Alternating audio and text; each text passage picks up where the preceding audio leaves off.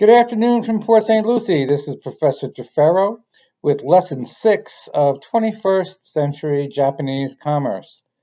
In our last lesson, we looked at Japanese expansion into robotics and automation.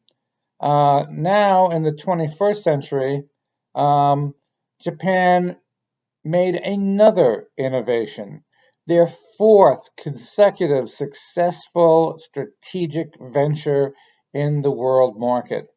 An amazing string of clever managerial decisions by the top 100 Japanese companies.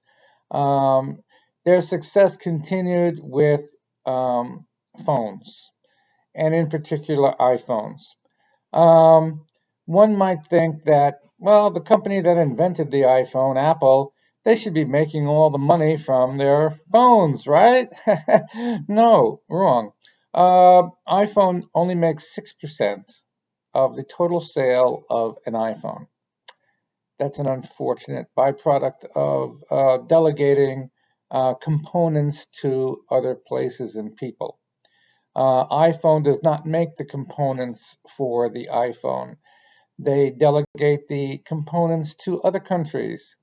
The microchip for the computer aspects of the iPhone are delegated out to Germany, who gets a generous 20% piece of the action, over 3 times what Apple makes. So every time an iPhone is sold, Germany gets 20% of that iPhone sale.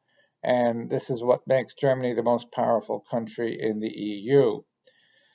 Now, on top of that, Japan gets a whopping 32% of every sale from an iPhone. Why? Because they make all the visual aspects of the iPhone, the photography, the miniaturized camera. That does not come from Germany. That does not come from iPhone or Apple. It comes from Japan, who mastered this technique as long as 50 years ago. So since they were the masters of miniaturization, they were perfect as the component for the iPhone and its picture attraction. Let's face it, I have seen more people use their iPhones for photos than I have for communication. Communication is important and interesting, but photos are ever so much more interesting for people. Selfies. I want to take a selfie.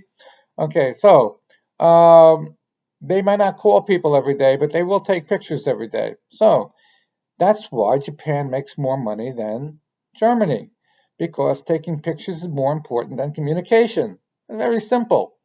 So Japan's brilliant incursion into the market share for iPhone is strictly based on photos, miniaturized photos.